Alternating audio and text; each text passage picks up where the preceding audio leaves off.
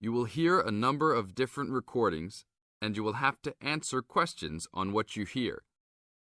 There will be time for you to read the instructions and questions, and you will have a chance to check your work. All the recordings will be played once only. The test is in 4 sections. Write all of your answers in the listening question booklet. At the end of the real test, you will be given 10 minutes to transfer your answers to an answer sheet. Now turn to Section 1 of your booklet. Section 1. You are going to hear a conversation which happened in a travel agency. First, you have some time to look at questions 1 to 5.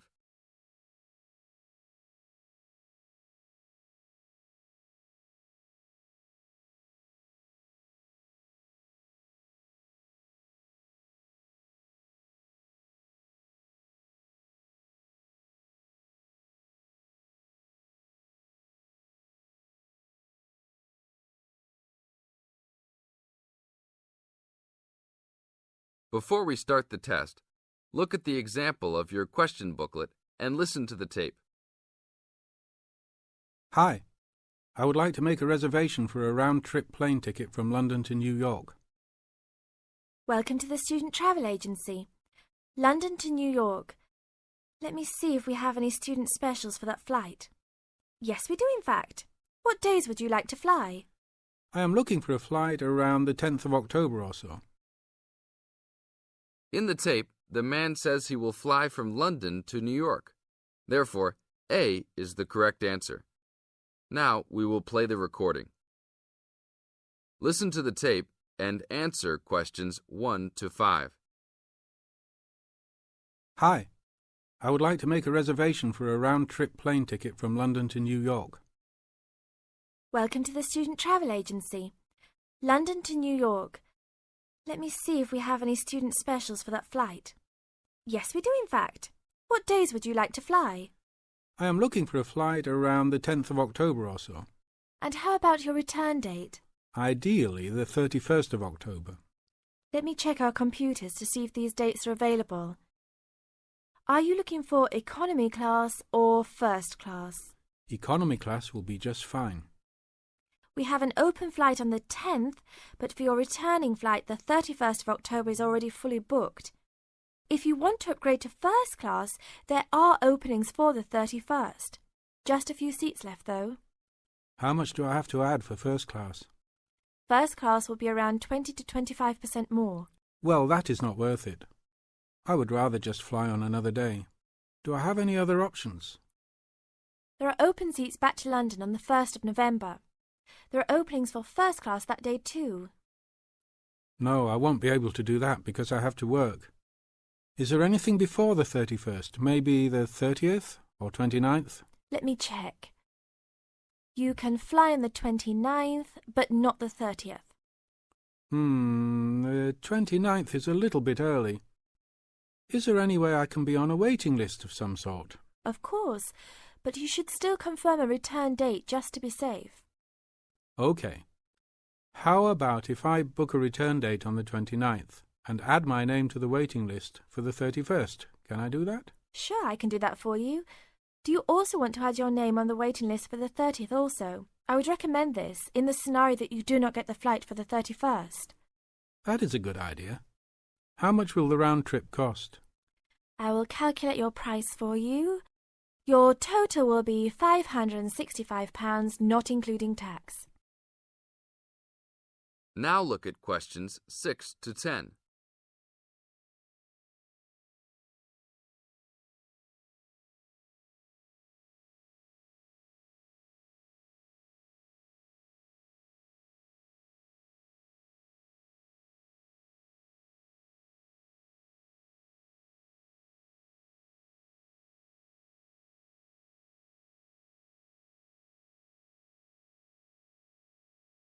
Now listen to the tape and answer questions 6 to 10. That's not too bad. Is there any discount for students? That is already including the discount. Without the discount, the price is easily over £600. OK, that sounds good then. Please put me down for those dates. I will need your information. Name and student identification number, please. Kenneth Conley, student ID 92123020. Your phone number, please. 87052109. Please tell me your mailing address. 354 Westchester Drive, London. Thank you very much, sir. How would you like to pay for the ticket? I think I will pay in cash. Well, you don't need to pay right now, just when you come to pick up the tickets. You will need to pick up the tickets at least 2 weeks before departure. That is no problem. One quick question. What happens if for some reason I need to cancel my trip? The student discount tickets are unfortunately non-refundable. However, if your cancellation is before 24 hours of takeoff time, then you can reschedule your flight for another day. If the cancellation is within 24 hours, then you forfeit your ticket. I understand. Well, thank you very much. I will see you next week. See you then. This is the end of Section 1. You now have 30 seconds to check your answers.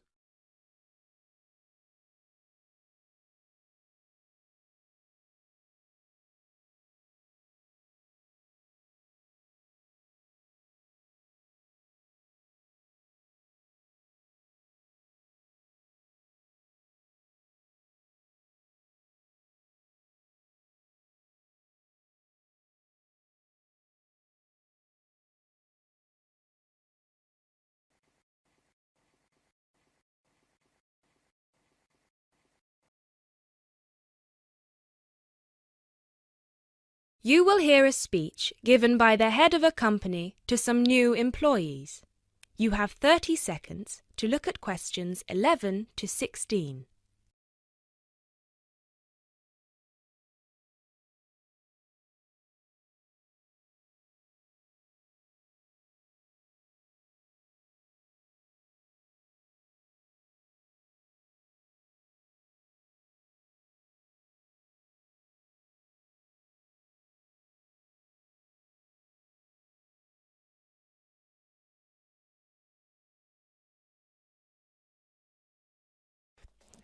First of all, a warm welcome to Barker's Country Safaris. We're delighted to have you all on board for this season.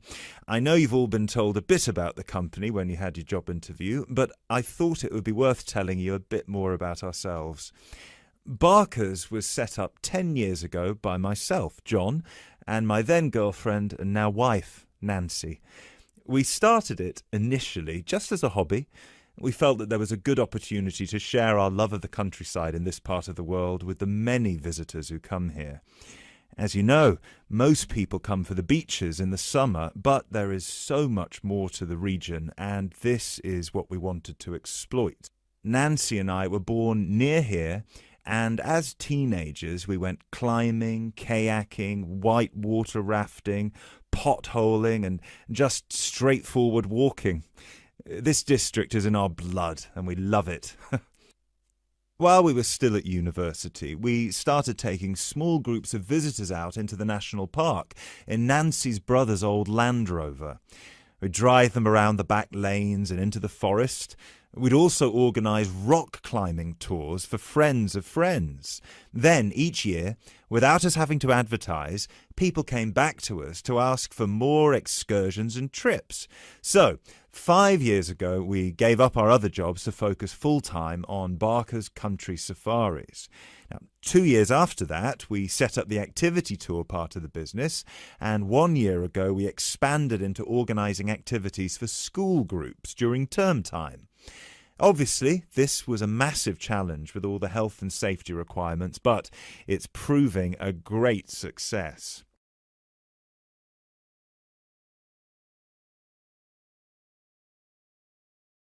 You now have 30 seconds to look at questions 17 to 20.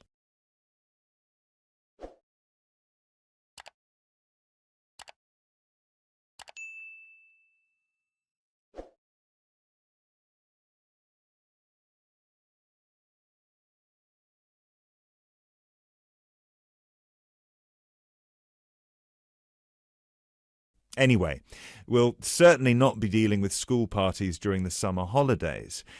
Our clients for the next 3 months are mostly family parties or groups of friends, and I'd like to talk a bit now about the tours we offer and what your responsibilities will be. Our most popular excursion is the Woodland Tour and Trail. Now, often this is sold out and we have all of our 10 jeeps in convoy with 8 people in each jeep. It's a lot of fun. These tours really offer a taster of what we can provide. So as both driver and guide, it is important that you do a good job here so they come back for the bigger tours. I will talk about the commission package later. As the summer days are so long, we have 3 tours each day, but you will not be expected to work on more than 2 of them. Morning tours start at 8 a.m. and go to midday. Afternoon tours are from 2 p.m. to 6 p.m. and then evening ones 7 p.m. to 11 p.m. All the tours follow the same route and you should have made yourselves familiar with all the key information. This was provided to you in the information pack you were sent when you accepted the job offer. This is important, so if you haven't had time yet, please do so now. Our second most popular tour is the Family Exclusive. Now, this tour is for the whole day and for only one group. Usually it is just one jeep, but sometimes there are 2 if the party is large. These tours go from 10 a.m. till 5 p.m. and include lunch at the Brown Bear in Lower Middleton. We have a number of different routes for these tours as we don't want our premium clients being made to feel that they are part of a large package deal.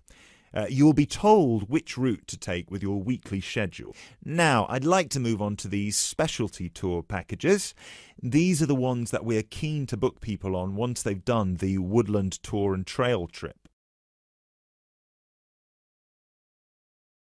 That is the end of section 2.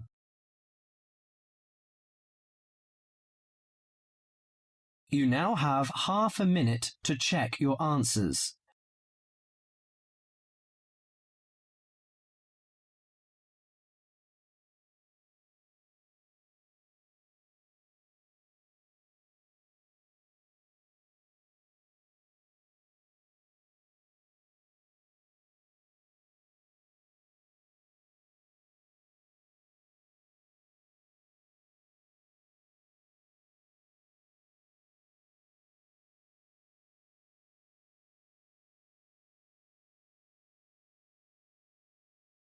Section 3.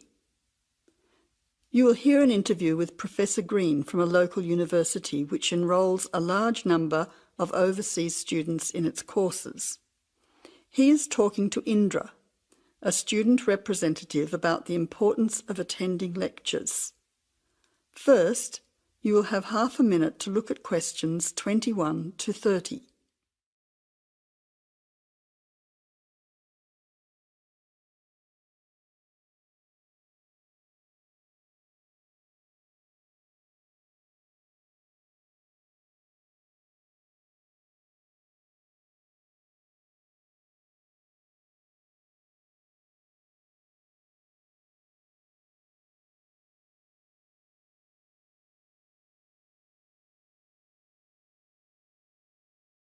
Now listen carefully to the interview and answer questions 21 to 30. Good afternoon, Professor Green.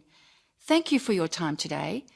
I wonder if you could explain why you think it is important for us to attend lectures in a course that we're studying. Well, despite the increasing dependence on online communication these days, I do think it is important. Apart from delivering the content of the lecture itself, I believe that there are some general communication benefits from having large groups of students together in one place. For lecturers, it is an opportunity for us to address many students together at one time. For students, it helps you to feel part of the wider learning community who are following the course. You can interact with each other both before and after the lecture to discuss the ideas and content, networking with each other and comparing your notes. But Isn't most of this achieved, as you said, these days through online communication? Well, lecturers do communicate with students online, of course, but we usually only give a summary or notes of the lecture, so there are significant differences. When you go to lectures, you get more of an insight into what the lecturer considers important. We give additional commentary and anecdotes, and by voice emphasis, we can alert you to the key concepts, theories, and issues of the subject. By not attending lectures, you might miss crucial information about what we are expecting in an assignment. You know, these extra things can make a difference. Okay, but there are tutorials. There is a lot of interaction between students and lecturers in tutorials. Can't all this be done in tutorial discussion groups instead of having lectures? Yes, to some extent. But during lectures, the lecturers can sensitise you to the debates and the controversies that are dealt with in the literature. This can help you think more critically about the subject. So then, when you come to the tutorial, you'll be able to come with some questions and ideas for discussion. The result of this is that the tutorial class will be more beneficial for everyone who attends. I see your point. However, surely this also depends on whether students are able to understand and follow the lecture well. What strategies do you recommend to help students get the most out of lectures? I would say that first of all, it is important to do some pre-reading. By doing this, you get an orientation to the topic. You'll become familiar with the key terms, and you'll be able to follow the lecture points more easily.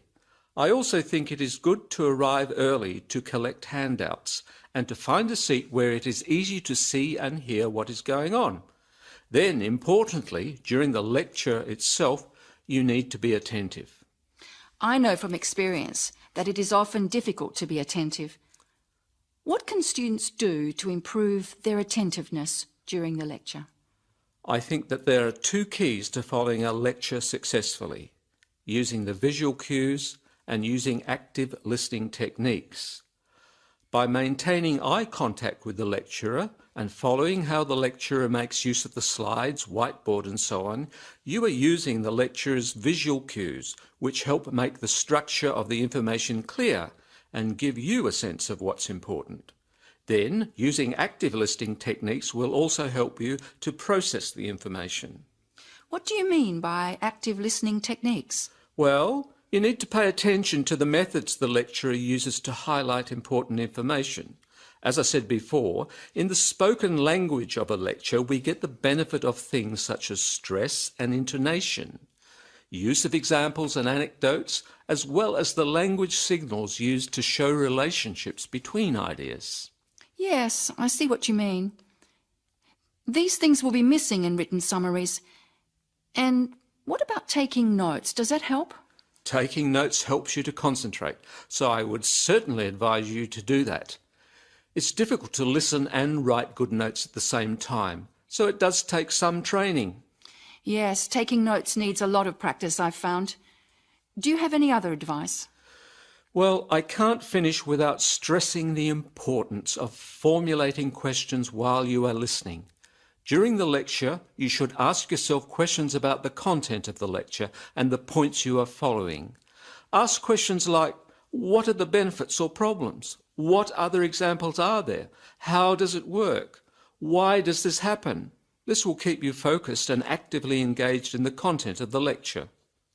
Professor Green, thank you very much for your valuable tips and your time today. You are very welcome. That is the end of section 3. You now have half a minute to check your answers.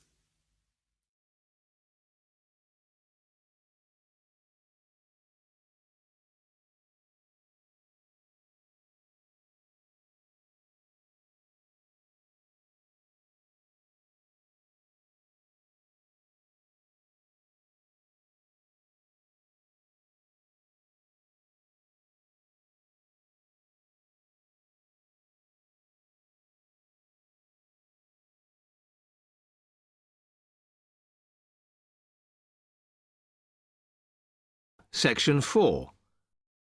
You will hear part of a lecture about public speaking. First, you have some time to look at questions 31 to 40.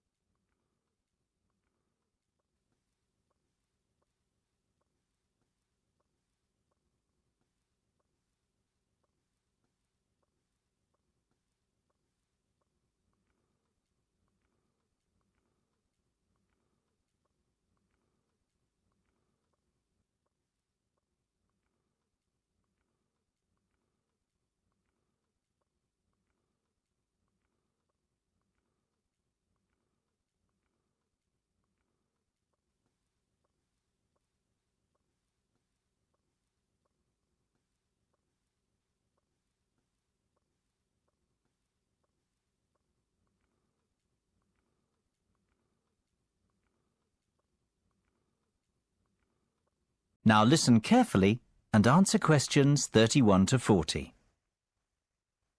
It is only natural to feel somewhat nervous before giving a speech, and while a few nerves never did any harm, and can in fact prove beneficial, letting your nerves overcome you can be detrimental. Today's presentation will focus on ways to control those butterflies and help you to give better presentations in future. First and foremost, you've got to know your material. I can't stress that enough. If you fail to prepare, you might as well prepare to fail. Even the most experienced speakers never turn up unprepared and never try to wing it. Personalize your subject and use humour, anecdotes and conversational language. This will make it easier for you to remember what you want to say. Secondly, practice, practice, practice. Rehearse well in advance, and preferably out loud, and with all the equipment you plan on using. Practice your timing, when to pause and when to breathe, and prepare for the unexpected. Something always goes wrong, especially when you're relying on technology, so always have a backup plan. Get to know your audience before you have to stand up in front of them. Meet and greet them on the way in, perhaps. It is much easier to talk to a group of friends than a group of strangers. And, just as importantly, know your room as well. Arrive early, pace the speaking area, and practice using the microphone and visual aids. The hardest part is trying to relax. Never rush straight into your speech. Begin slowly and address the audience first. In fact, even before you start, take a few deep breaths. You know. 1 1,000, 2 1,000, 3 1,000. This will turn your nervous energy into enthusiasm. Visualization can be a great confidence booster. Visualize yourself making the speech in the way that you intend. Imagine your voice loud and confident, and picture the audience clapping and rooting for you. Remember, people want you to succeed. The audience wants to hear an interesting and insightful speech. They aren't hoping you make a fool of yourself. Whatever you do, avoid making unnecessary apologies. If you make a mistake or two, forget about it. Few will notice, and it will all be forgotten before too long. People often forget the importance of body language. Don't underestimate this. Your words carry far less meaning than your delivery. Success is defined by your intonation and confidence. If you come across as a confident person, people will listen to you. You will command their attention. Stand tall and proud and deliver with conviction. Humans are very bad listeners. We remember less than 25% of what is said and place far more emphasis on how it is said. Last of all, be realistic and give yourself a chance. No one becomes the perfect speaker overnight. It takes time to hone your presentation skills. That is the end of section 4. You now have half a minute to check your answers.